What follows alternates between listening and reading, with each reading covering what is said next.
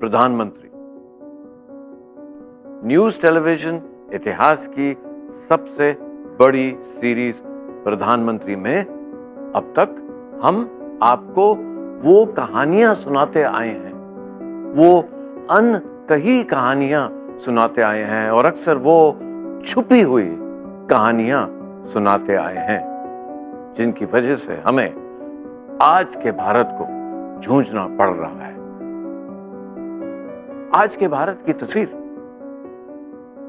अच्छी हो या बुरी हो, इन कहानियों के बगैर नहीं बन सकती थी।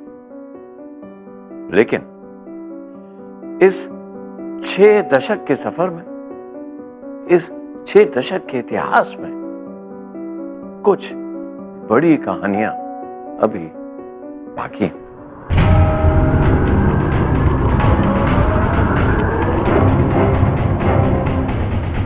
A button is pressed and the Sutlej flows into the canal. मुझे जरा भी संदेह नहीं है कि विजयी भारत की जनता की, भारत की सेना की होगी। बात तब की जब हमारा देश बस आजाद हुआ ही था। हमारे देश के पहले प्रधानमंत्री जवाहरलाल नेहरू बने और देश के बनने की कहानी अभी शुरू ही हुई थी। आज के भारत की नींव बस पड़ने वाली ही थी।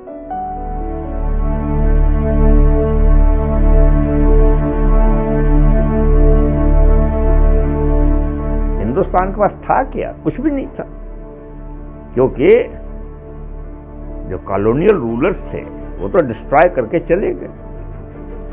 तो स्टेप बाय स्टेप आगे जाना था। लेकिन पहला स्टेप क्या हो? पहला स्टेप हो विज्ञान और technology. Bhakra Nangal, man's Herculean effort to harness the might of the turbulent Sutlej to serve one of India's most arid regions. ये दृश्य उस समय के हैं जब भाखड़ा नंगल बांध की नींव डाली गई थी। The world's biggest single irrigation network, the Bhakra Nangal project symbolizes the growing strength of the nation and its determination to go ahead. The Bhakra Dam will be the second highest in the world, towering to 680 feet. That what is being done in India today is something of tremendous magnitude. Mr. Nehru looks upon such works as new temples and places of worship. A revolution does not mean the breaking of heads. A revolution means changing things in a big way.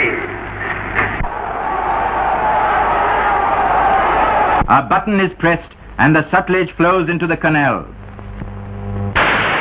Jawaharlal Nehru ने ये बातें भाखड़ा नंगल बांध को देश को समर्पित करते हुए कही थी।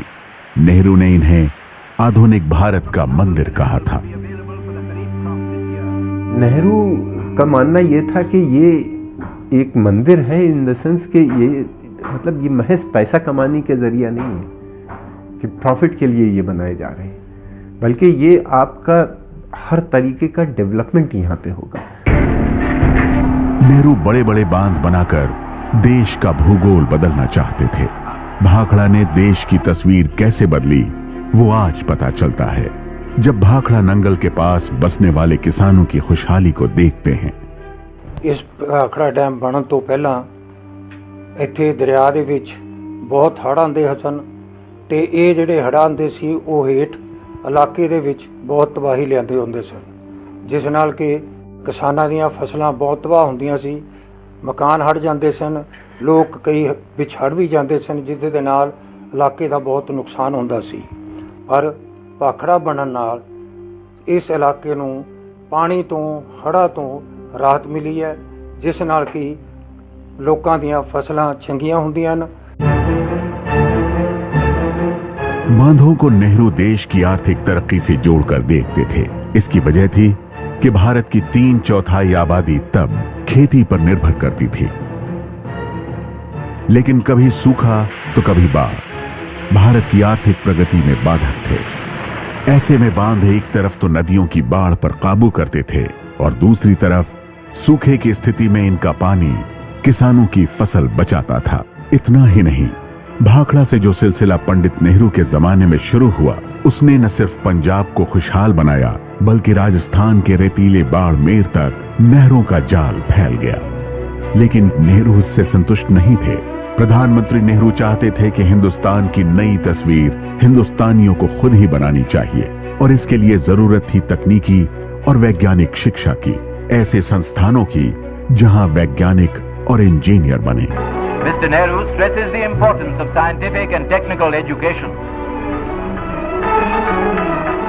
ज्ञान को उन्होंने एक पिलर माना, स्तंभ, हिंदुस्तान को परिवर्तन के लिए। सामाजिक परिवर्तन करेंगे, हिंदुस्तान का समाज बदलना है। और ये समाज कैसे बदलेगा? जब विचार बदलेंगे। विचार कैसे बदलेंगे? जब विचार सवाल उठाएंगे, नए नए प्रश्न उठाएंगे। पश्चिम बंगाल के खड़गपुर स्थित इसी जेल में आजादी की लड़ाई के दौरान स्वतंत्रता सेनानियों को कैद कर रखा जाता था। लेकिन आजादी के बाद ये जेल देश में उच्च तकनीकी शिक्षा का सबसे पहला संस्थान बन गया। साल 1946 में पश्चिम बंगाल के वित्त मंत्री नलिनी रंजन सरकार की अगुवाई में बनी कमेटी ने देश के 4 अलग अलग हिस्सों में IIT की स्थापना का सुझाव दिया। सरकार कमेटी की सिफारिश को प्रधानमंत्री नेहरू ने फौरन हरी झंडी दे दी।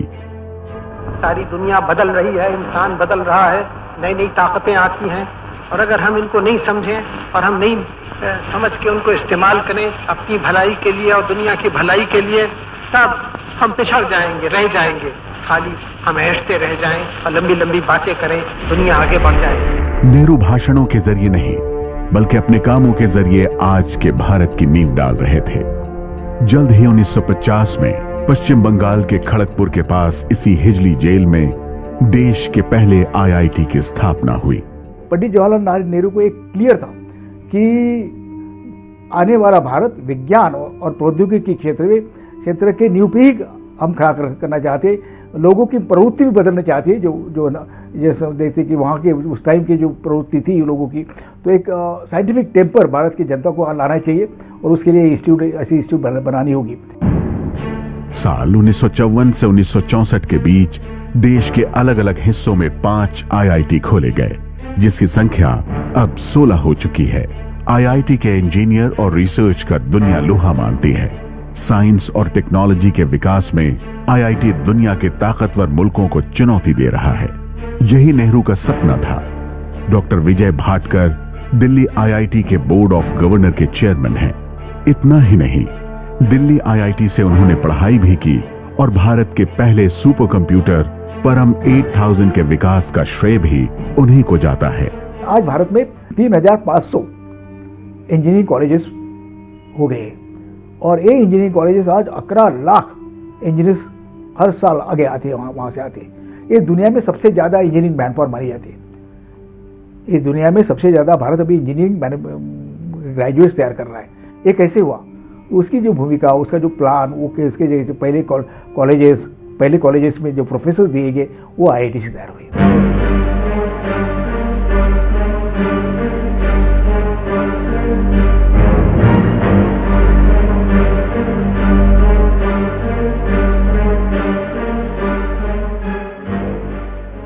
प्रधानमंत्री जवाहरलाल नेहरू ने एक और बड़ा फैसला किया, वो न्यूक्लियर पावर, परमाणु ऊर्जा बनाने का।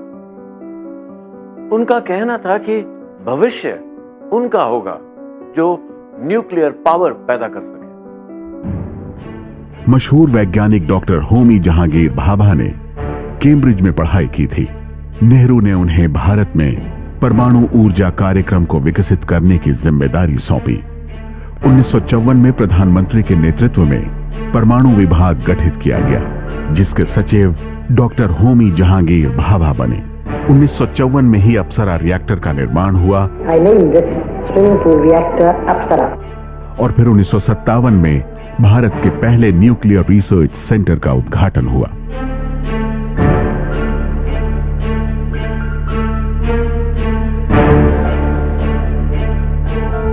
पंडित नेहरू ने बतौर प्रधानमंत्री परमाणु परीक्षण नहीं करने का फैसला किया था, लेकिन उनके नेतृत्व में वैज्ञानिक डॉक्टर होमी जहांगीर भाभा ने एटम बॉम्ब बनाने का विकल्प खुला रखा।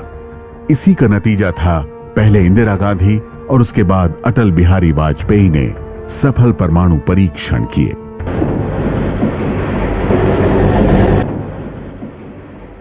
जवाहरलाल नेहरू के बाद लाल बहादुर शास्त्री प्रधानमंत्री बने।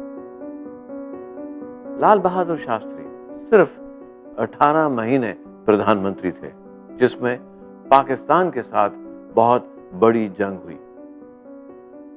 लेकिन लाल बहादुर शास्त्री के सामने सबसे अहम सवाल यह था कि जिस देश में आधी से ज्यादा आबादी रोज भूखी सोती है, उस देश में लोकतंत्र का मतलब क्या है?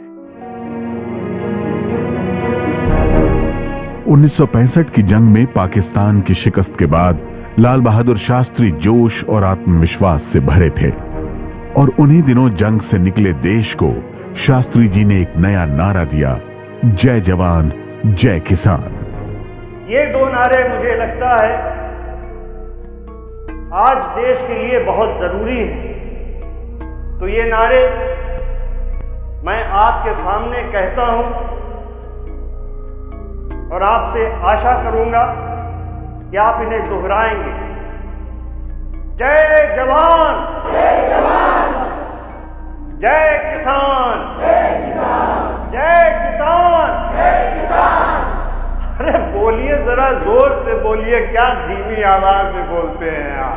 बोलिए, जय जवान जय किसान, जय जवान जय किसान, जय किसान जय किसान, जय जवान जय किसान। चीन और भारत से जंग के बाद देश लड़खड़ाती अर्थव्यवस्था से जूझ रहा था और देश में अनाज की कमी से हालात और बिगड़ गए थे। 1951 से 1966 के बीच अनाज की पैदावार की सालाना दर सिर्फ 2.8% ही थी। तेजी से बढ़ती आबादी का पेट भरने के लिए यह बहुत कम था। खेती के पुराने तौर तरीके और बढ़िया बीज की कमी से अनाज के उत्पादन को बढ़ाना मुश्किल हो रहा था। 1961 देश में जब अकाल जैसी स्थिति हुई तो भारत को मजबूरी में अमेरिका से समझौता करना पड़ा। PL 480 नाम की योजना के तहत भारत ने अमेरिका से गेहूं आयात करना शुरू कर दिया, लेकिन यह कोई स्थायी समाधान नहीं था। 1965 में पाकिस्तान के साथ सीमा पर हुई जंग से समस्या और बढ़ गई। ऐसे हालात में प्रधानमंत्री लाल बहादुर शास्त्री ने अनाज की कमी को खत्म करने को एक राष्ट्रीय लक्ष्य बना लिया। प्रतीक के तौर पर शास्त्री जी ने प्रधानमंत्री निवास के लॉन में ही अनाज उगाने का फैसला किया और 2 बैलों के साथ लॉन की जमीन की जुताई शुरू कर दी। इतना ही नहीं, शास्त्री जी ने देश के लोगों को हफ्ते में 1 दिन उपवास रखने की अपील भी की ताकि अनाज की कमी से कुछ राहत मिल सके। शास्त्री ने पहले मेरी माँ से कहा कि मैं देखना चाहता हूँ कि मेरे बच्चे भूखे रह सकते हैं कि नहीं।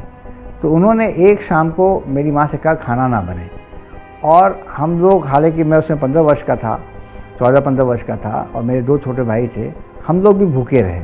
और शास्त्री जी को जब ये विश्वास हो गया कि उनके बच्चे भी भूखे रह सकते हैं, उनके परिवार के सदस्य भूखे रह सकते हैं, तभी उन्होंने देशवासियों का आह्वान किया कि हम हफ्ते में एक समय भोजन नहीं करेंगे। 1 दिन का उपवास, जय जवान जय किसान का नारा। शास्त्री जी ये सब इसलिए कर रहे थे कि देश में किसी तरह अनाज की कमी दूर हो सके, खेती के हालात सुधर सकें, और इसके लिए लाल बहादुर शास्त्री ने जो सबसे बड़ा कदम उठाया वो था हरित क्रांति का, ग्रीन रेवोल्यूशन का। प्रधानमंत्री शास्त्री ने जब भारत में हरित क्रांति की मुहिम की शुरुआत की तो इसके अगुवा बने MS स्वामीनाथन। स्वामीनाथन ने मैक्सिको के बीजों को पंजाब की घरेलू किस्मों से मिलाकर हाइब्रिड गेहूं तैयार किया था। इससे गेहूं के उत्पादन में जबरदस्त बढ़ोतरी हुई थी। हरित क्रांति की मुहिम में खेती के लिए नई तकनीक के इस्तेमाल पर जोर दिया गया। किसानों को अच्छे खाद, उन्नत नस्ल के बीजों के इस्तेमाल के बारे में बताया गया और किसानों को यह समझाया गया कि वो हर साल अपने खेत में कम से कम 2 फसल जरूर उगाएं। डॉक्टर स्वामीनाथन जो इस भारतीय कृषि अनुसंधान संस्थान के निदेशक थे और बाद में वो डायरेक्टर जनरल भी हुए, तो उन्होंने एक नेशनल डेमोन्स्ट्रेशन का प्रपोज किया गवर्नमेंट ऑफ इंडिया को कि पूरे भारत में हम हमारे जो नई प्रजातियां हैं उनका प्रदर्शन किया जाए। तो इनका नेशनल डेमोन्स्ट्रेशन शुरू किया गया, जिसमें छोटे और मझोले किसानों के वहाँ जाके उनके खेतों में प्रदर्शन लगाए गए। जब उन्होंने देखा कि इन प्रजातियों का कितना बड़ा योगदान है उपज बढ़ाने में, तो उन्होंने बड़े पैमाने पर इसे अडॉप्ट किया। हरित क्रांति की मुहिम से गेहूं और धान के उत्पादन में जबरदस्त बढ़ोतरी हुई। पंजाब, हरियाणा, उत्तर प्रदेश, राजस्थान जैसे राज्यों में खूब खेती होने लगी और धीरे धीरे इसका असर दूसरे राज्यों में भी दिखने लगा। जब ये 66 में सीड बोया गया तो 67-68 में आप पाएंगे कि जो हमारे में टोटल प्रोडक्शन जो व्हीट का करीब 10 मिलियन टन था वो 16.5 मिलियन टन हो गया, और राइस का जो 30 मिलियन टन था वो करीब 37 मिलियन टन हो गया।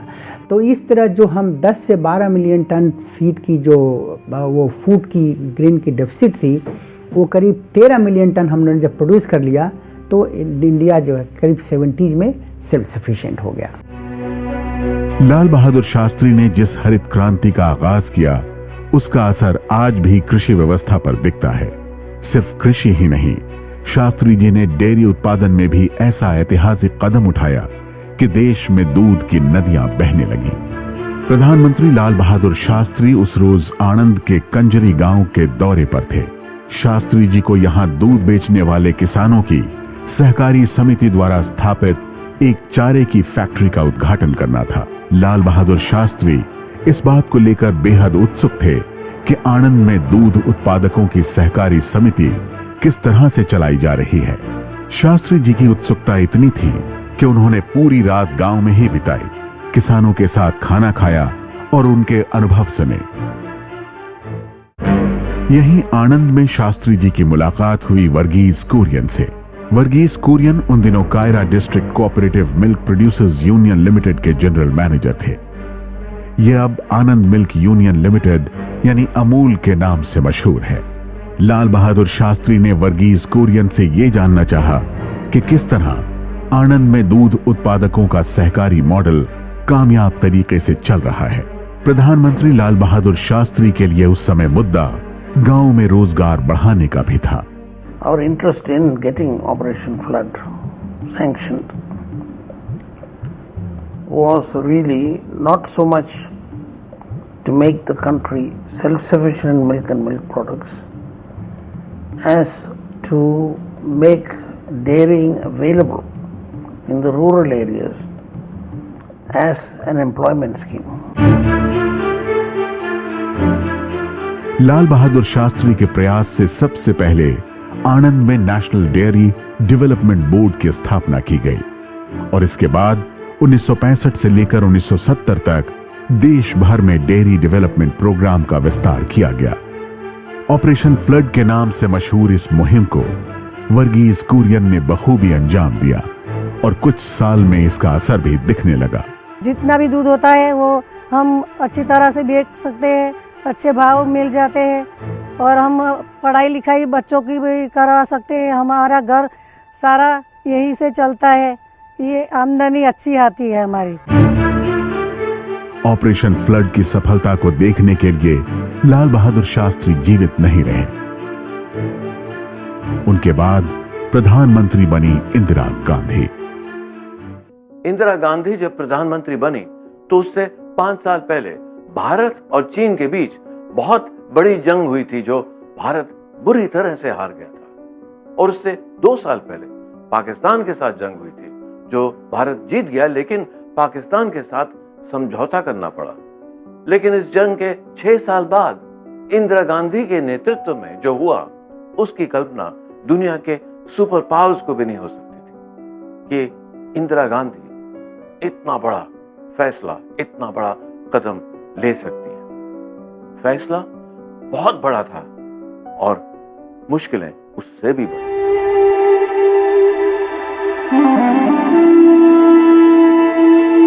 ये कुछ तस्वीरें हैं उस कत्लेआम की जो 1971 में आज के बांग्लादेश और तब के पूर्वी पाकिस्तान में हो रहा था।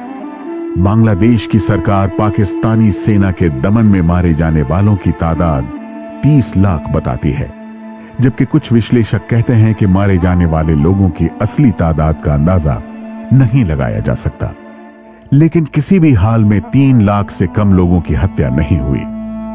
इस कत्लेआम से बचने के लिए लोग वहां से भागने लगे और पहुंचे हिंदुस्तान।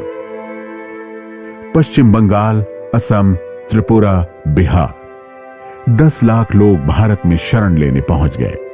प्रधानमंत्री थी Indira Gandhi. We don't have the place, we don't have the money, we don't have the material. We welcome help from outside, but as I said, that if giving help means that people are going to think only of the refugees and forget the main problem, then it will not help the refugees and it will not help India. Indira Gandhi 1971 में ही चुनाव जीतकर फिर से प्रधानमंत्री बनी थी। पहले से पस्त आर्थिक हालात के बीच पड़ोस की समस्या ने उन्हें बहुत ही मुश्किल में डाल रखा था। बांग्लादेश में पाकिस्तान की फौज का विरोध शेख मुजीबुर रहमान और उनकी मुक्तिवाहिनी कर रही थी, लेकिन पाकिस्तान हर विरोध को कुचलने पर आमादा था। But it's a contribution to quietening the situation, as I say. No, what does quietening mean? Does it mean that we support the genocide? And do you think it can be stopped? Do you think people are going to sit aside and watch their women raped in front of them? And say that, no, we are going to quieten the situation? That's not quietness. That is the worst possible type of war, it's the worst possible type of violence. Indira Gandhi समझ चुकी थी कि जब तक पूर्वी पाकिस्तान का मसला पूरी तरह से सुलझ नहीं जाता, शरणार्थी समस्या हल नहीं हो सकती है। 25 अप्रैल 1971 को इंदिरा गांधी ने कैबिनेट मीटिंग बुलाई, लेकिन इस मीटिंग में कैबिनेट मिनिस्टर्स ही नहीं बल्कि थल सेना प्रमुख जनरल SHF जे मानेकशॉ को भी बुलाया गया था। आप मुझसे क्या चाहती हैं? मैं चाहती हूं हमारी आर्मी ईस्ट पाकिस्तान में दाखिल हो। आप इसका मतलब जानती हैं? इट्स वॉर, जंग। जंग हो तो हो, मुझे इसकी परवाह नहीं है।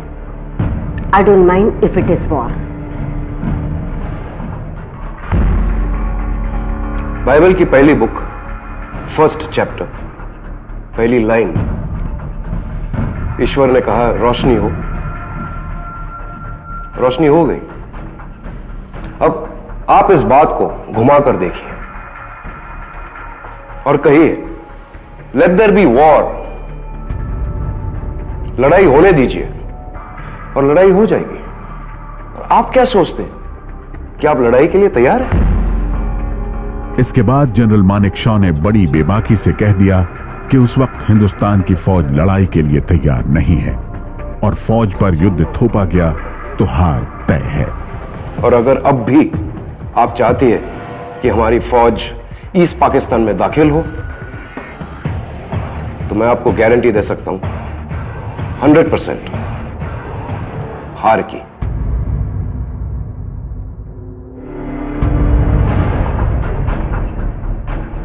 कैबिनेट 4 बजे फिर मिलेगी।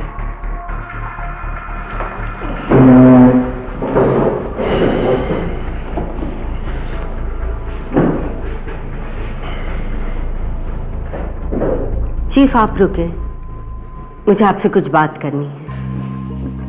मैडम प्रधानमंत्री, इससे पहले कि आप कुछ कहे, मैं मानसिक और शारीरिक सेहत के आधार पर अपना इस्तीफा दे सकता हूं। आप बैठिए सैम।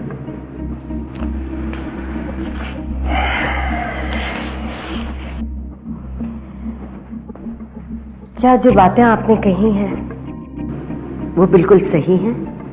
आपको सच बताना मेरी ड्यूटी है। मेरा काम है जीतने के लिए लड़ना, हारने के लिए नहीं। ऑल राइट सैम, आप जानते हैं मैं क्या चाहती हूं। अब आप ही बताइए, आप कब तक तैयार होंगे? War yes, but not now.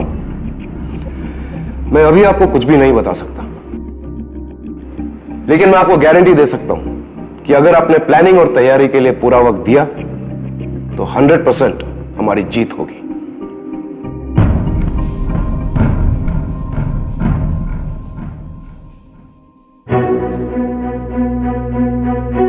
पच्चीस अप्रैल के इस मीटिंग में फिलहाल ये तय हो गया था कि पूर्वी पाकिस्तान में जो हो रहा था उसको लेकर भारत चुप नहीं बैठेगा, लेकिन यह भी साफ हो गया था कि भारत की सेना किसी भी तरह की लड़ाई के लिए उस वक्त तैयार नहीं थी। युद्ध की तैयारी के खुले आदेश भारत की सेना के पास थे। अब सवाल था युद्ध कब होगा और इसकी पहल कौन करेगा। 3 दिसंबर 1971 को इंदिरा गांधी एक दौरे पर पश्चिम बंगाल में थी। इंदिरा मंच पर भाषण ही दे रही थी कि उनके पास एक खबर पहुंची और इंदिरा ने बिना देरी के दिल्ली लौटने का फैसला किया। आज ही दिल्ली लौटना होगा, आप भी मेरे साथ चलें। कोलकाता से दिल्ली लौटने के बाद इंदिरा ने ऑल इंडिया रेडियो के जरिए देश को संबोधित किया। कुछ ही घंटे पहले पाकिस्तानी हवाई जहाजों ने हमारे अमृतसर, पठानकोट, श्रीनगर, अवंतीपुर, उत्तरलाई, जोधपुर, अंबाला और आगरे के हवाई अड्डों पर बमबारी की। मुझे जरा भी संदेह नहीं है कि विजयी भारत की जनता की, भारत की बहादुर सेना की होगी। इसी के साथ शुरू हो गई भारत पाकिस्तान के बीच तीसरी जंग।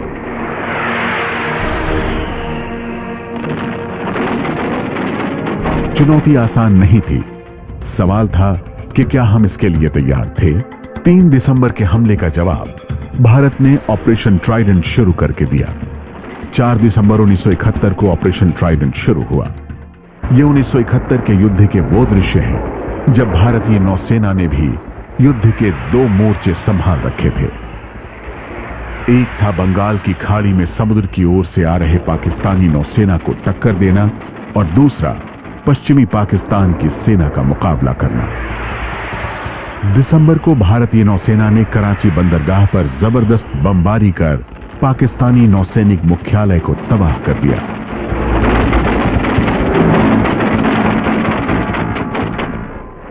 लड़ाई का मकसद पाकिस्तान को 2 हिस्सों में बांटना था।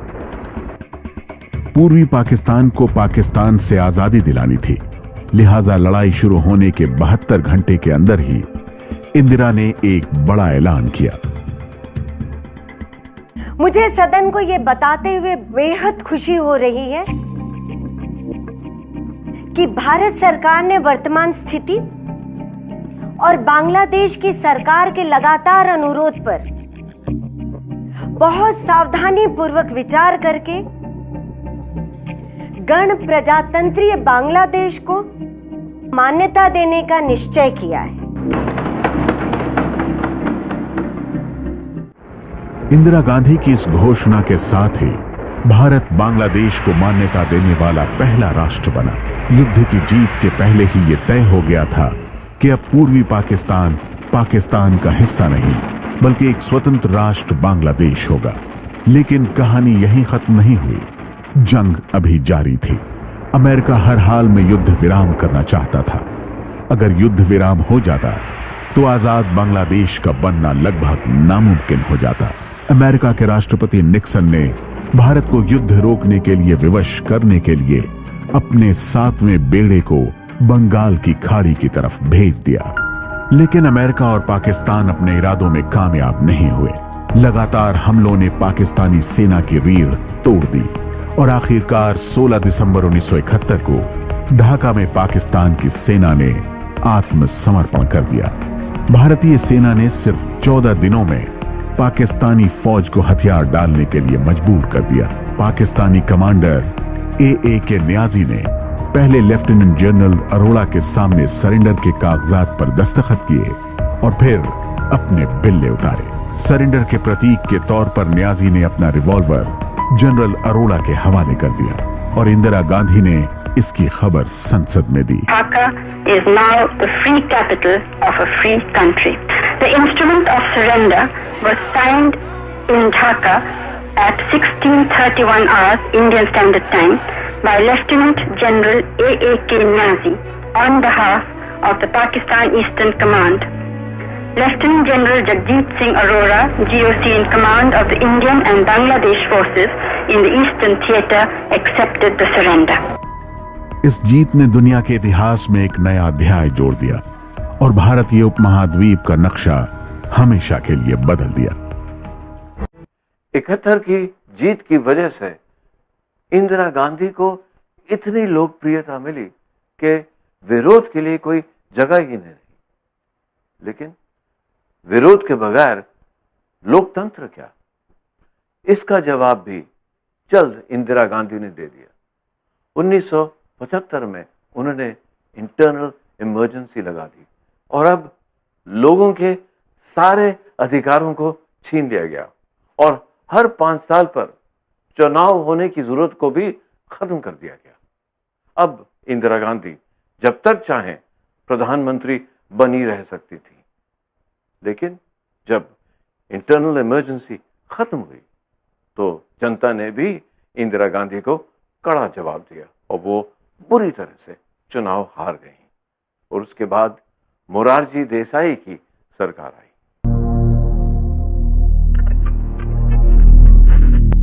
भाइयों और बहनों, राष्ट्रपति जी ने आपातकाल की घोषणा की है।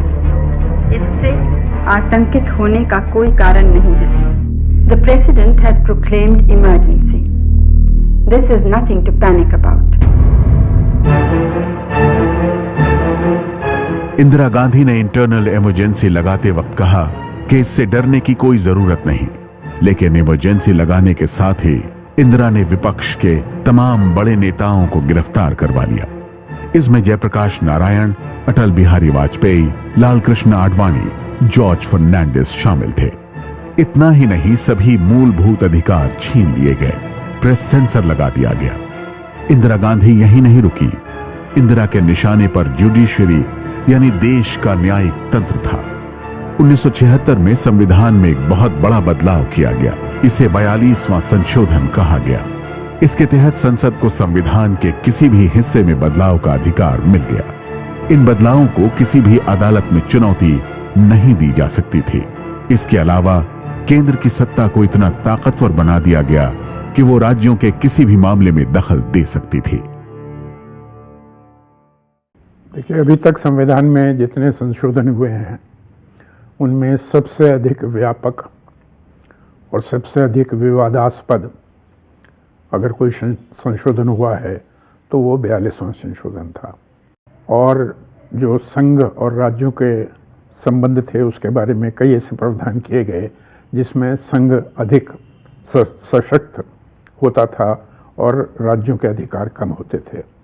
फंडामेंटल राइट्स में कुछ ऐसे अंकुश लगाए गए, राइट टू लाइफ पर, राइट टू लिबर्टी पर कुछ ऐसे अंकुश लगाए गए जो नितांत अलोकतांत्रिक माने जा सकते हैं, रूल ऑफ लॉ के खिलाफ माने जा सकते हैं। 42वें संशोधन के बारे में कहा जाने लगा कि वो अपने आप में एक मिनी कॉन्स्टिट्यूशन है। इमरजेंसी हटाने के बाद जनता पार्टी ने यह वादा किया कि अगर वो सत्ता में आए तो इन फैसलों को बदलेगी। इसके लिए मोरारजी देसाई की सरकार ने 43वां और 44वां संशोधन पेश किया। इसके तहत जहां एक तरफ अदालतों और नागरिकों के अधिकार कुछ हद तक वापस दिए गए, वहीं भविष्य में किसी भी सरकार के लिए आपातकाल यानी इमरजेंसी लगाना बेहद मुश्किल बना दिया गया। ये मोरारजी सरकार की बड़ी उपलब्धि मानी जाती है। 42वें संशोधन की जो ऑब्जेक्शनेबल बातें थीं उनको निरस्त करने के लिए, निष्प्रभावी करने के लिए 44वां संशोधन लाया गया। 44वें संशोधन में ये प्रावधान किया गया कि कैबिनेट का डिसीजन इन राइटिंग राष्ट्रपति को दिखाना होगा और इमरजेंसी का लागू करना ये कर दिया गया कि केवल एक्सटर्नल एग्रेशन और वार ऐसी सिचुएशन में मूलतः इमरजेंसी लागू की जाए। प्रधानमंत्री के तौर पर मोरारजी देसाई को ज्यादा वक्त नहीं मिला। जनता पार्टी जो सिर्फ इंदिरा गांधी के विरोध की वजह से जुड़ी थी, इकट्ठी हुई थी, उसके नेता आपस में ही लड़ना शुरू हो गए, अपनी ही खींचातानी में उलझ गए, जिसकी वजह से मोरारजी देसाई की सरकार 2 साल के अंदर ही गिर गई और इंदिरा गांधी दोबारा प्रधानमंत्री बनी और उसके बाद राजीव गांधी। आपके जेब में मोबाइल फोन है, वो जिससे आपका नाम क्या है, जिससे फोटो ले रहे हो, हाँ? ये आपको कैसे मिला? नहीं नहीं नहीं नहीं नहीं, राजीव गांधी ने नहीं दिया। मैं आपको बताता हूं कैसे मिला। राजीव गांधी ने आपकी आवाज सुनी, राजीव गांधी आपके पास गया और उसने आपसे पूछा, भैया क्या मुश्किल है, और आपने राजीव गांधी को बताया कि यहां हमारी आवाज कोई नहीं सुन रहा, इसलिए आपके हाथों में मोबाइल फोन आया। राहुल गांधी अपने भाषण में लोगों को याद दिलाते हैं कि जिस सूचना और संचार तकनीकी ने लोगों की जिंदगी बदल दी, वो राजीव गांधी की देन है। राहुल के इस दावे की हकीकत को जानने के लिए उस दौर को याद करना जरूरी है जब सुपर कंप्यूटर पर उठे एक विवाद से प्रधानमंत्री राजीव गांधी ने इंफॉर्मेशन टेक्नोलॉजी के क्षेत्र में एक ऐतिहासिक फैसला लिया। दरअसल दिल्ली स्थित मौसम विज्ञान विभाग के लिए सुपर कंप्यूटर की जरूरत थी। सुपर कंप्यूटर की मदद से मौसम की भविष्यवाणी और जलवायु की सटीक जानकारी हासिल की जाती है। इस काम के लिए भारत ने अमेरिका से पहला सुपर कंप्यूटर आयात किया था, लेकिन जब जरूरत बढ़ी तो अमेरिका ने सुरक्षा कारणों का हवाला देकर भारत को दूसरा सुपर कंप्यूटर देने से इनकार कर दिया। अमेरिका के इस रुख को प्रधानमंत्री राजीव गांधी ने चुनौती की तरह लिया। राजीव ने न सिर्फ देश में ही सुपर कंप्यूटर विकसित करने की पहल की, बल्कि उनका सपना था कि कंप्यूटर टेक्नोलॉजी का फायदा आम लोगों तक पहुंचे। इस बड़े मकसद के लिए 1988 में centre for development of advance computing की स्थापना की गई। मशहूर वैज्ञानिक और आईटी विशेषज्ञ डॉक्टर विजय पी भटकर सीडैक के पहले डायरेक्टर बनाए गए और महज 3 साल में ही डॉक्टर की अगुवाई में भारत ने पहला सुपर कंप्यूटर परम 8000 सुपर कंप्यूटर तैयार कर लिया। इतना ही नहीं, इसके बाद देश में सस्ते कंप्यूटर के निर्माण और इसके व्यापक इस्तेमाल पर भी काम तेजी से शुरू हो गया। राजीव गांधी जिस कंप्यूटर से क्रांति लाना चाहते थे, विरोधियों ने उसे कंप्यूटर को पूंजीवादियों का हथियार करार दिया। यहाँ तक कि कंप्यूटर को रोजगार छीन लेने वाला आदमखोर मशीन बताया जाने लगा। आज भी कांग्रेस के नेता राजीव गांधी के उस विजन की बात करते हैं जब उन्होंने इस तरह के सारे विरोध को दरकिनार कर कंप्यूटर लगाने के प्रोग्राम को आगे बढ़ाया। 1985 में दोनों सदनों में पूरे देश में एक सप्ताह तक हड़ताल, जब राजीव जी ने 21वीं सदी के भारत की बात की, इंफॉर्मेशन टेक्नोलॉजी की क्रांति की बात करी, तो कहा कंप्यूटर आएगा, बैंक का काम भी कंप्यूटर करेगा, देश बर्बाद हो जाएगा, भारत बंद हुआ। उसी फैसले से, उस सोच से हिंदुस्तान दुनिया का लीडर बन गया इंफॉर्मेशन टेक्नोलॉजी में। तमाम विरोधों और सवालों के बीच राजीव गांधी की आईटी पॉलिसी पर काम होता रहा। धीरे धीरे देश की कई निजी कंपनियां भी कंप्यूटर के कारोबार में आ गईं। सॉफ्टवेयर से लेकर बीपीओ तक का कारोबार तेजी से फैलने लगा। देश की आईटी इंडस्ट्री पूरी दुनिया में फैल चुकी है। अंदाजा इस बात से लगाया जा सकता है कि साल 2012 में देश की जीडीपी में आईटी इंडस्ट्री का योगदान 7.5% था। तरक्की की ऐसी कहानी टेलीकॉम सेक्टर में लिखी गई राजीव गांधी की पहल पर। 1984 में centre for development of telematics की स्थापना हुई। इसके पहले अध्यक्ष बनाए गए राजीव गांधी के सलाहकार सैम पित्रोदा और उनकी टीम ने टेलीकॉम स्विचिंग पद्धति का विकास किया ताकि गांव में लगे एक्सचेंज कठिनतम परिस्थितियों में भी काम कर सकें। वहीं पब्लिक टेलीफोन बूथ यानी पीसीओ ने तो देश के हर कोने को दुनिया से जोड़ दिया। He has basically said to the nation and to me and all our technology for expediting the process of literacy. I want telecom in the country, so he has said use technology to deliver on this? For the first time we find that results are actually showing. Technology is arriving where it's meant to go and where it's best, where it's most needed to the weakest people in our country. पहले एक कहावत कही जाती थी, आया राम गया राम। ये उन एमपीज और एमएलएज के बारे में कही जाती थी जो चुने तो एक पार्टी से जाते थे, लेकिन मौका देखते ही दूसरी पार्टी में शामिल हो जाते थे। सामने पद दिखा या कुर्सी दिखी या पैसा देखा तो झट अपनी पार्टी से दूसरी पार्टी में कूद जाते थे। इनको रोकने के लिए एक कानून बनाया गया जिसका नाम था एंटी डिफेक्शन लॉ। 1967 के आम चुनाव में कांग्रेस को लोकसभा में बहुत ही मामूली बहुमत मिला। विपक्षी दलों ने उस चुनाव में गैर कांग्रेसवाद की रणनीति अपनाई और 9 राज्यों में विपक्षी दलों की संयुक्त सरकारें सत्ता में आ गई थी और यहीं से राजनीतिक जोड़ तोड़ का एक दौर भी शुरू हो गया। कई सांसद और विधायक पार्टी की विचारधारा को ताक पर रखकर कुर्सी के लिए रातों रात पाला बदलने लगे। 1967 में हरियाणा में हासनपुर के विधायक गयालाल ने तो एक ही दिन में 3 दफा पार्टी बदल डाली। दल बदल कानून पर पहला ठोस कदम उठाया राजीव गांधी की सरकार ने।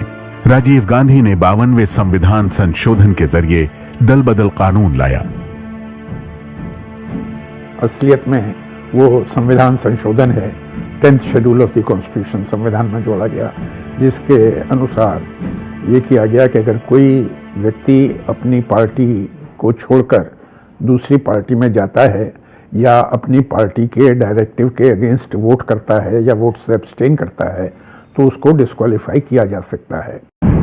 प्रधानमंत्री राजीव गांधी के समय में बने दल बदल कानून में सबसे बड़ी बात यह है कि विधायक या एमपी जब चाहे पार्टी नहीं बदल सकते। पार्टी लाइन से हटकर वोट करने पर उनकी सदस्यता रद्द हो जाएगी। लेकिन इस दल बदल कानून में कई बातें आज भी बहस का मुद्दा बनी हुई हैं।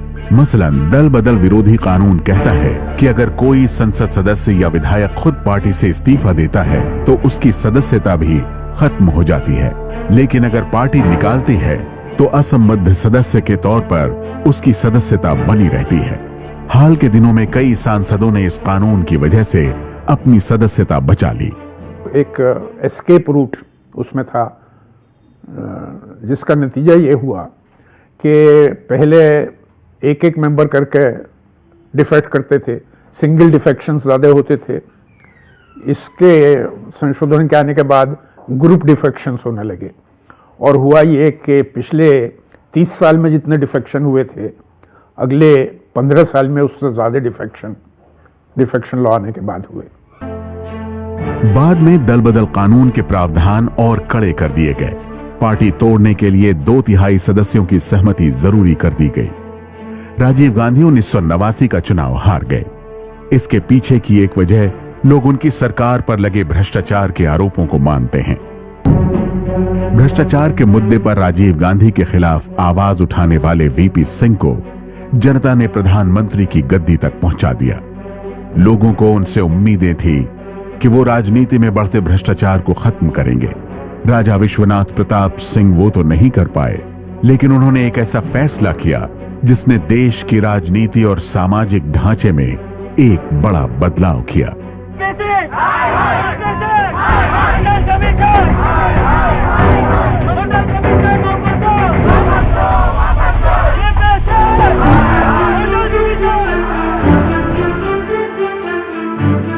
ये विरोध और गुस्सा प्रधानमंत्री वीपी सिंह के उस फैसले के खिलाफ था जिसने समाज के पिछड़े तबके को आगे बढ़ाने का रास्ता दिखाया। 1990 में वीपी सिंह ने मंडल कमीशन की सिफारिशों को लागू करने का फैसला किया। इसके मुताबिक सरकारी और सार्वजनिक क्षेत्र की नौकरियों में अन्य पिछड़े वर्ग के लोगों को 27% आरक्षण देने की घोषणा की गई। हमें यह घोषणा करते हुए खुशी हो रही है कि हमने पिछड़े वर्गों के लिए 27% आरक्षण देने का निर्णय किया है। इस ऐतिहासिक फैसले पर बड़े सवाल उठे। मंडल कमीशन इसलिए लागू किया गया है क्योंकि उनको वोट बैंक की ज़रूरत है। VP = VB ये छापा गया। लोग ये भूल जाते हैं कि वो बड़े भावनात्मक आदमी थे। लोगों ने तो कुछ नहीं कहा। जब 1957 में उन्होंने पूरी अपनी जागीर गरीबों में बांट दी, तब तो ये आरोप नहीं लगा उनके ऊपर। जब उन्होंने एक आरक्षण का मामला ये है कि पिछड़ा वर्ग जो है समाज से बहुत पीछे ना अलग हो जाए, पीछे ना रह जाए, ये प्रयास था मंडल कमीशन लागू करने का। लेकिन इस फैसले से उन छात्रों का गुस्सा भड़क उठा जिन्हें लगा कि आरक्षण की वजह से उनका हक मारा जाएगा। दिल्ली और उत्तर भारतीय राज्यों में इन छात्रों ने जबरदस्त विरोध प्रदर्शन किया। उसी दौरान कोर्ट ने सरकार के फैसले पर रोक लगा दी। लेकिन करीब 2 साल बाद 1992 में सुप्रीम कोर्ट ने VP सिंह सरकार के फैसले को सही ठहराया। केंद्रीय नौकरियों में अन्य पिछड़े वर्गों के लिए 27% आरक्षण पर मुहर लगाते हुए कोर्ट ने क्रीमी लेयर को इसके दायरे से बाहर रखने का निर्देश दिया। मंडल की सिफारिशों को लागू करने के फैसले ने न सिर्फ सामाजिक बदलाव में मदद की, बल्कि देश की राजनीति पर भी बड़ा असर डाला। मेरा यह मानना है कि मंडल लगने के बाद 100% भारत खड़ा हो गया।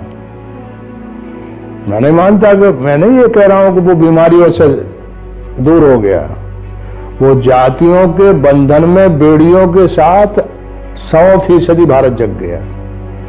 अब जो है वो नीतीश कुमार है बिहार के मुख्यमंत्री, अखिलेश यादव हैं आपके उत्तर प्रदेश के, शिवराज चौहान हैं, वो किरार हैं, और छोटी जात होती है वो मुख्यमंत्री है मध्य प्रदेश में। गहलोत हैं वो सैनी हैं जो फूल का धंधा करते हैं। हाँ, हरियाणा में जो पहले थे वो अब हैं, तो नहीं बदलाव हुआ। ये मंडल के चलते ही बदलाव है। दरअसल हर बदलाव में पहला कदम जरूरी होता है और सबसे मुश्किल होता है। तो VP सिंह ने जो किया वो क्या वही पहला कदम था? इसी दौर एक और बड़ा कदम उठाया गया और वो था देश की आर्थिक व्यवस्था को लेकर। साल था 1991 और प्रधानमंत्री PV Narasimha Rao.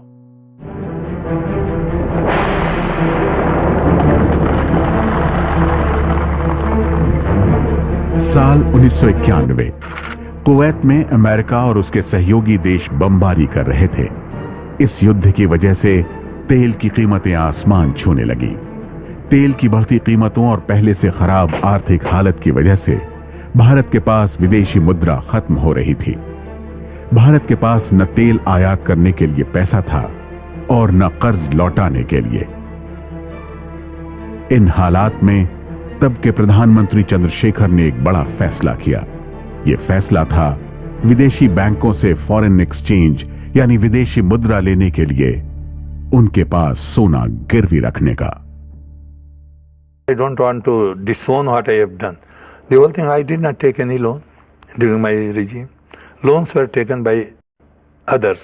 These were market borrowings. In market borrowings, if anybody demands, you will have to pay back within 24 hours. If you don't pay, the country is discredited. And you are in default. You are in default.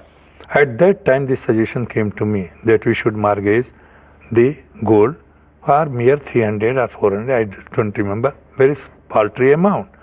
I told the officers that you should try to get this money from the Indian people itself. But you know, at that time my hands were tied. जब देश इस बड़े आर्थिक संकट के दौर से गुजर रहा था, तभी नरसिम्हा राव भारत के नए प्रधानमंत्री बने। उनके सामने सबसे पहली चुनौती यही थी कि कैसे आर्थिक स्थिति को सुधारा जाए। तब मनमोहन सिंह को उन्होंने अपना वित्त मंत्री बनाया। राव एक बड़ा कदम उठाने का मन बना चुके थे। सरकार बनने के 1 महीने बाद ही जब मनमोहन सिंह ने पहला बजट पेश किया तो उन्होंने यह ऐलान कर दिया कि अब आर्थिक उदारीकरण का वक्त आ गया है, यानी भारतीय बाजार के दरवाजे दुनिया के लिए खोलने का वक्त। विदेशी कंपनियां भारत में ज्यादा से ज्यादा पैसा लगाएं, इसके लिए सरकार ने अपनी दखल बहुत कम कर दी। प्राइवेट कंपनियों को बढ़ावा दिया जाने लगा। I don't think I managed it. It was an objective situation which had its own impact, it had its own momentum. It was created. Dr. Manmohan Singh did his very best to push it forward. Behind him I stood like a rock, giving him political support through thick and thin. So this is the kind of teamwork. 1991 का फैसला कितना बड़ा था उसका अंदाजा इससे लगाया जा सकता है कि पहले क्या हालात थे। इससे पहले सरकार यह तय करती थी कि कौन सी कंपनी फैक्ट्री लगाएगी, उस फैक्ट्री में कितना उत्पादन होगा और बना हुआ माल किस दाम पर बेचा जाएगा।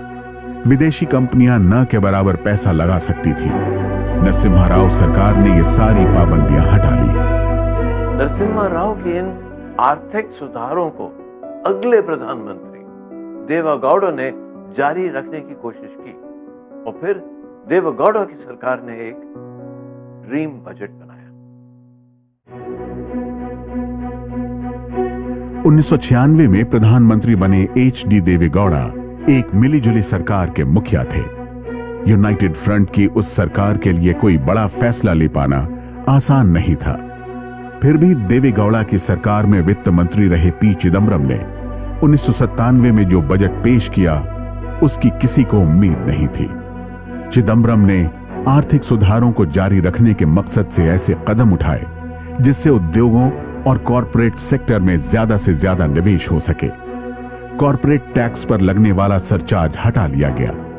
वहीं टैक्स का बोझ झेल रहे आम लोगों को भी बड़ी राहत दी गई। इस बजट में टैक्स दरों में भारी कमी की गई। तब उस बजट को ड्रीम बजट कहा गया। बेसिकली ड्रीम बजट इसलिए था बिकॉज उसमें there was a lot of tax rationalisation और उन्होंने स्ट्रक्चर को सिंप्लीफाई करने की चेष्टा करी और वो एक रकम से आज के भी टैक्स स्ट्रक्चर में उसी की रिफ्लेक्शन है। तो देखिए 1997-98 की बात होनी चाहिए, तो आज 15 साल हो गए और 15 साल से वही चीज़ कायम है। तो ड्रीम बजट का proof is when we look backwards, हाँ जी 15 साल ये सिस्टम चला। भारत में टैक्स दरें हमेशा से बहुत ज्यादा थी। एक लंबे समय तक कमाई का आधा से ज्यादा हिस्सा टैक्स देने में ही चला जाता था।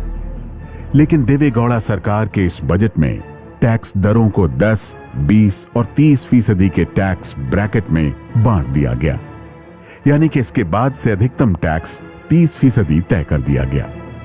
हालांकि इस बजट के पास होने से पहले ही देवेगौड़ा की सरकार गिर गई, लेकिन उनकी सरकार की वो कोशिश बेकार नहीं गई। चिदम्बरम के उस बजट ने जिस टैक्स व्यवस्था की शुरुआत की थी वही आज तक चल रही है। जो ग्लोबल एक्सपीरियंस रहा है कि moderate taxation with strict enforcement and implementation ये कंट्री के रेवेन्यू के लिए अच्छा है, तो वो एक्चुअल में साबित हुआ। तो आज हम उस दिन भी लगा था जब टैक्स कम हो गई तो भार कम पड़ा लोगों पे, तो लगा कि ड्रीम बजट है। पर आज अगर उसको उल्टा देखा जाए 15 साल बाद और ये चीज़ आज भी कायम है कि भी टैक्स कंप्लायंस अच्छा है, तो वाकई में उसको ड्रीम बजट कह सकते हैं। भारत की राजनीति का ये वो दौर था जब सरकार बनाने का तरीका बदल गया था। किसी भी पार्टी के लिए अकेले सरकार बनाना मुश्किल हो गया था। गठबंधन के दौर की शुरुआत हो चुकी थी। ऐसे में अगली सरकार थी अटल बिहारी वाजपेयी की। आर्थिक विकास की रफ्तार तेज करने के लिए अटल बिहारी वाजपेयी ने नेशनल हाईवे डेवलपमेंट प्रोजेक्ट और प्रधानमंत्री ग्राम सड़क योजना की शुरुआत की। नेशनल हाईवे डेवलपमेंट प्रोजेक्ट के पहले चरण में देश के 4 मेट्रो दिल्ली, मुंबई, चेन्नई और कोलकाता के बीच कम से कम 4 लेन्स वाले हाईवे बनाने की योजना थी। इसे ही स्वर्णिम चतुर्भुज योजना कहा गया। इसमें लगभग 6000 किलोमीटर सड़क बनाने का लक्ष्य रखा गया। यह योजना इतनी बड़ी थी कि इसके लिए जनरल बजट से अलग आर्थिक प्रावधान रखा गया।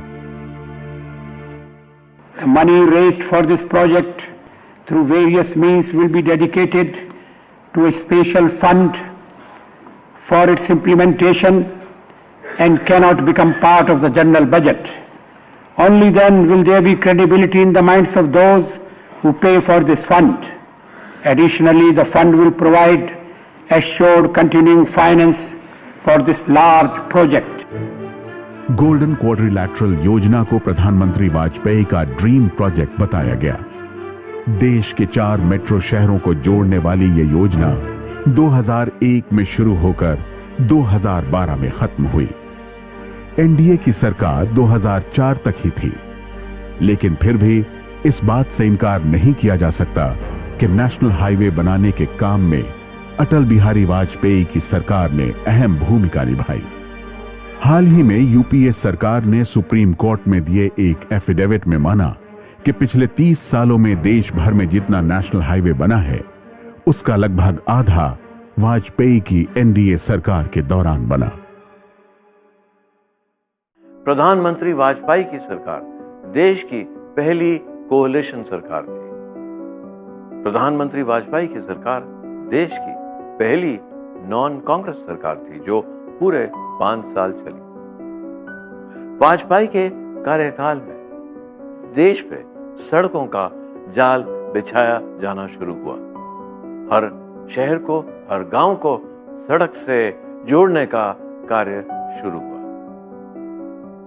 वाजपेयी की सरकार के कार्यकाल में एक नया युग आया, मोबाइल टेलीफोन टेक्नोलॉजी का युग। हर शहर में, हर गांव में, हर हाथ में मोबाइल टेलीफोन। भारत में मोबाइल यानी सेल फोन की शुरुआत 1995 में हुई, लेकिन उस वक्त सेल फोन रखना सबके बस की बात नहीं थी। 1999 में अटल बिहारी वाजपेयी की सरकार ने नई टेलीकॉम पॉलिसी बनाई। दुनिया भर में जो मोबाइल फ़ोन थे वो मिड 80s में आ गए थे, लेकिन हमारे यहाँ के नीति बनाने वालों ने कहा कि मोबाइल फ़ोन तो बड़ी महंगी चीज़ है, ये हमारे गरीब भारतवासी के लिए ठीक नहीं है। लेकिन टेक्नोलॉजी सस्ती थी, महंगा था क्योंकि नीति ठीक नहीं थी, टेक्नोलॉजी सस्ती थी। तो वाजपेयी जी के टाइम में ये पहली बार समझा गया कि इस टेलीफोन को ज़्यादा से ज़्यादा बढ़ोतरी दी जाए। कैसे दी जाए? 2000 में टैरिफ बहुत ज़्यादा थे। 2003 में जब नए ट्राई ने ज्वाइन किया, जिसका मैं चेयरमैन था, तो हमें लगा कि ये इतना ज़्यादा रेट नहीं होना चाहिए। अब भारतवर्ष का आदमी 16 रुपये प्रति मिनट रेट दे, जो कि 2000 में प्रचलित रेट था, वो ठीक नहीं है। और 16 रुपये ही रेट नहीं होता था, आपको मैं कॉल करता था तो उसके भी मैं 16 रुपये आप देते थे, तो 32 रुपये प्रति मिनट। तो हमने जो ऑपरेटर्स थे उनके बीच में कंपटीशन बहुत बढ़ा दिया बाय रेगुलेशंस।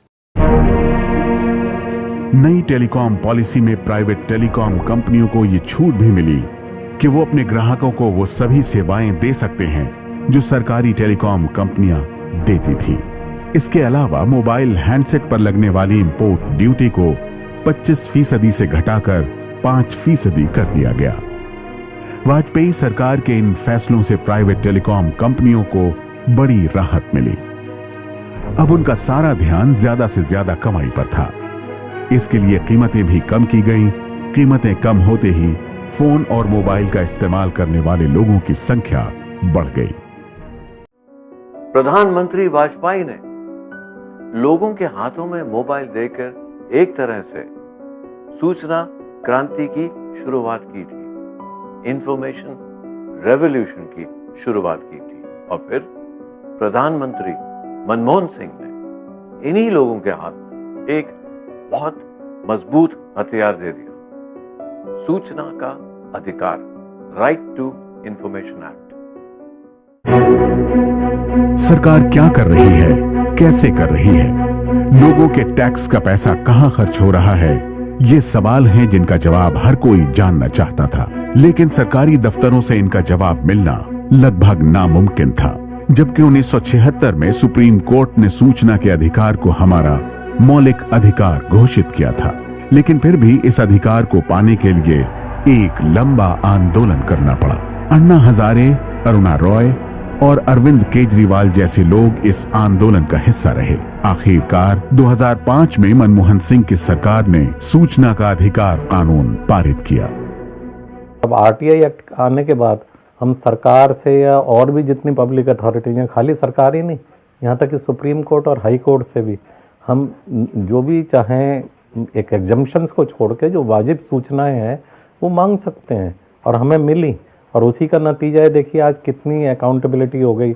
आज जजों ने वॉलंटरीली डिस्क्लोज करी अपनी वेल्थ वेबसाइट पे, मंत्रियों ने डिस्क्लोज करी, यहाँ तक कि राष्ट्रपति ने भी डिस्क्लोज करी।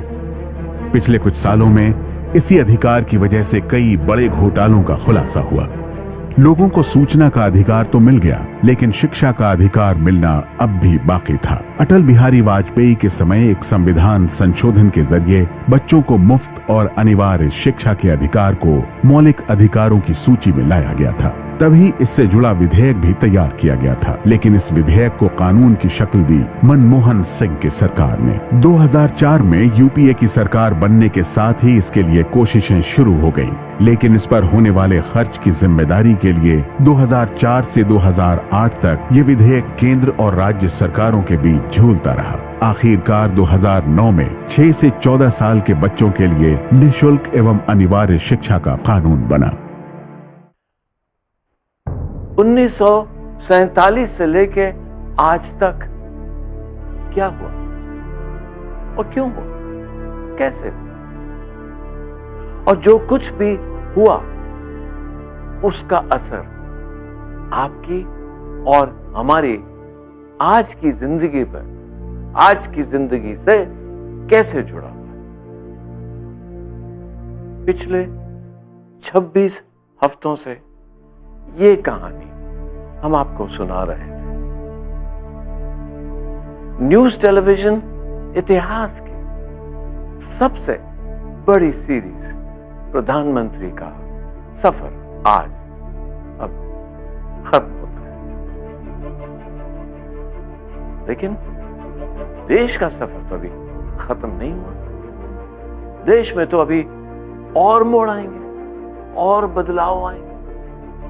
हर रोज एक नया चेहरा, एक नया मुद्दा, एक नया मोड़ रोज आपके सामने, देश के सामने आता रहेगा।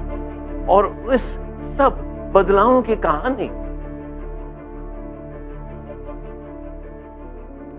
फिर कभी आप इंतजार कीजिए। वैसे लोकतंत्र का अगला अध्याय, अगला चैप्टर तो आपको लिखना है, क्योंकि असली ताकत तो आपके पास। आप ही तय करेंगे कि अगला प्रधानमंत्री कौन बनेगा। बस आप देखते रहिए ABP